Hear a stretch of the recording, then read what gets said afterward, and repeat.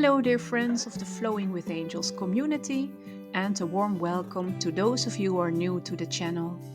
Thank you so much for joining me today for this angelically inspired reading. This reading is timeless, so whenever you come across it, you can trust that there will be some relevant guidance for you here.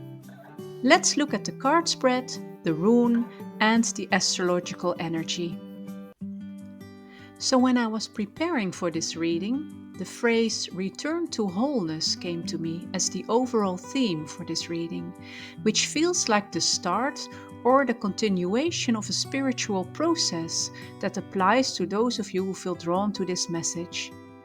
When we look at the rune, which is the Portrayed rune, known as the rune of initiation, epiphanies, and rebirth, we receive the notion that something is about to happen, or is about to be revealed to us, that will change the course of our lives, our perspective, our understanding of life as we know it. It points to an internal transmutation, leading to new levels of growth and personal development. Portrayed's energy is connected to the element of water, to flow, and to the goddess womb of creation, where in a mystical and hidden manner preparations take place for rebirth, for renewal, and for new life. And this particular energy might make us feel a bit restless, because we feel something stirring through our intuition and psychic senses, but we cannot yet see what will unfold before and within us. So this rune, the rune of Portrayed, invites us to lean into our inner divine feminine energies of flow and of surrender, and it encourages us to trust that we will comprehend the knowledge and information that will reveal itself to us at the right time. I feel that we are asked to embrace change with this calm anticipation, as if we are in a boat that floats with the currents of an unknown river, and we don't know the new destinations yet that will appear behind every curve and bend. And we might also need to leave behind our old homeland, or what we thought was our homeland, but what was in fact an outdated environment or state of being. And when we look at the first card of the archetype of the beggar, we get a clue of this old metaphorical homeland. The person on the card is holding her head with her hands, and she's covering her eyes. She's unable to see clearly, and it feels like she's worn down by an overload of thoughts. It feels like the wheels that we see drawn around her are spinning in her head non-stop. Convictions, beliefs, and conditioning that are bogging her down. The energy of the beggar archetype hits us at the basic level of survival, stability, safety, and security. It refers to our base chakra with the red color of her dress. And even though we are not literal beggars out on the street who encounter a daily struggle of fulfilling their basic human needs like shelter and food, there can be inner parts of us that conjure up that same level of anxiety, feelings of deep destitution, neediness, and lack when it comes to validation, affection, attention, and respect, reflected back to us by the world around us. The core belief system behind this archetype of the beggar is that we have a dependency on others because we believe we do not have the means, the skills, the talents, but also the love and compassion within ourselves to thrive. So with this card, we are encouraged to look at the beggars within us, the parts of us that feel vulnerable and in lack, and start to transform them by giving them self-love and empowering them with inner strength. Honestly asking ourselves the question, are we generous and compassionate with ourselves? Where do we deprive ourselves? And how are we disempowering ourselves or the part of ourselves, turning these parts into beggars? Before we can fully give and shine our lights, we are asked to receive what we need first, not from other people, but from ourselves, by embracing those parts of us that are not in alignment and integrating these parts to become whole, to return to wholeness, as is the title of this reading. Another more positive meaning of the beggar archetype is the openness to receive in a spirit of humility. It is the energy of leaving everything behind, like the analogy of the boat on the river, leaving behind the familiar homeland with all of its perks and familiar sense of security, and then being open to be taken to a new level in a spiritual sense. Who are you when you have nothing? When everything falls away, what remains of you? This is all about getting to the core of who you are, your authentic, true, and pure self, reaching a state of self-empowerment, independent of the input of others.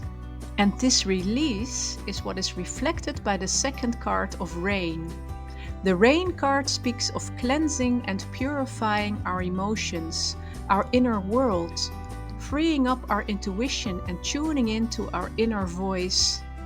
It is interesting that the card also mentions hydration, which is the intake of spiritual water, like love, compassion, and higher inspiration, so that we can blossom like the white lotus flower depicted on the card. The white lotus flower represents significant spiritual growth and enlightenment, metaphorically rising from the mud, where we were once unseen and maybe even bogged down and held back. And now we are opening towards the light. The beautiful lotus flower is sometimes referred to as the womb of the world, which reminds me of what we saw before with the birth room. This sacred space in which an ascension and an unfolding takes place that we cannot yet see. We might still be preoccupied with working through our inner beggar parts and not yet realize the progress that we are making, until suddenly there will be a breakthrough of some kind, a shift that starts within ourselves and bursts open our hearts, which is what I see depicted in the Willow card with the keyword interconnection.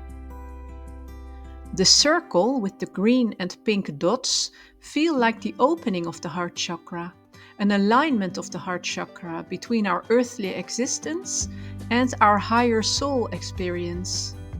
We see a closed circle or circuit depicted on this card, symbolizing wholeness and completion, so above, so below, both within and outside ourselves is what I hear. We will see our inner state reflected in the world around us. The willow tree is also connected to the element of water, to our subconscious and emotional world. It indicates that we are working through something that might be tough and challenging, but it reminds us at the same time of our inner strength, being flexible and resilient. The branches of the willow tree are very pliable and they do not break that easily. And when they are cut down, they grow back at a remarkable speed.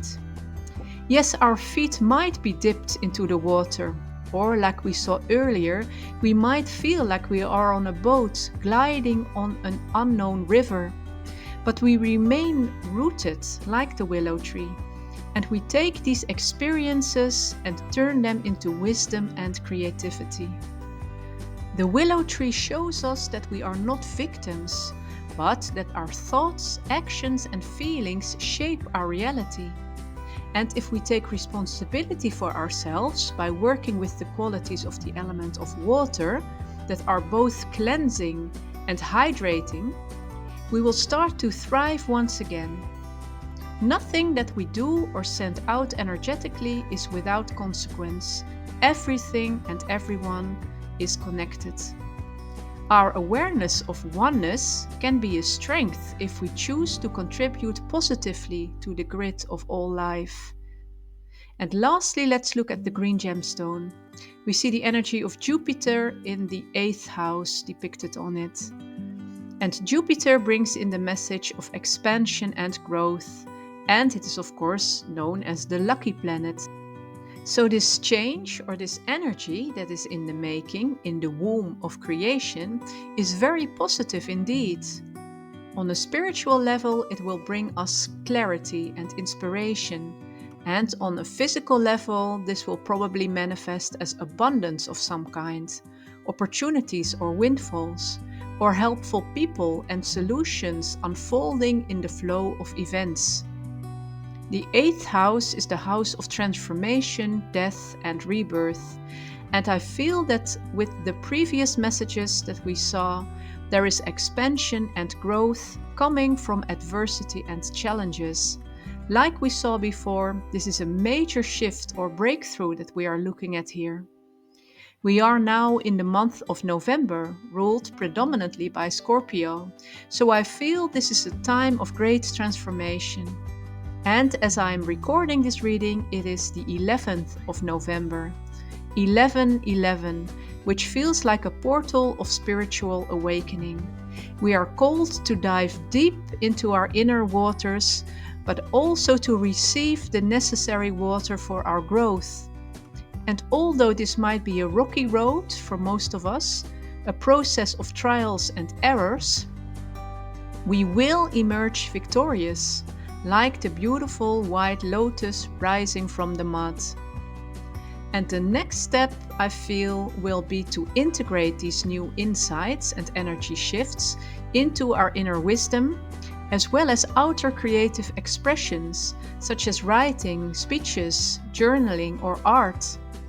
But not before we have rested and recuperated. All will unfold in good time. It is like we are in the womb of creation ourselves, I feel, integrating our beggar-like parts, purifying and regaining wisdom and strength until we are ready to be reborn again. So do not resist this time in the metaphorical womb. It is necessary to return to wholeness from fragmentation. When the world around you is filled with noise, chaos, and demands, and you feel pushed and pulled around by outside forces or by your own intrusive thoughts and emotions, lean into the feminine flow of water and simply breathe and retreat for a while in the knowing that a breakthrough is coming, as is shown to us by the cards and the energy of this reading. So I hope this message was helpful for you. Feel free to share your thoughts in the comment section below if you wish to do so, and please consider liking and subscribing to support the channel. I'm sending you lots of love and light and many blessings as always. Until next time, namaste.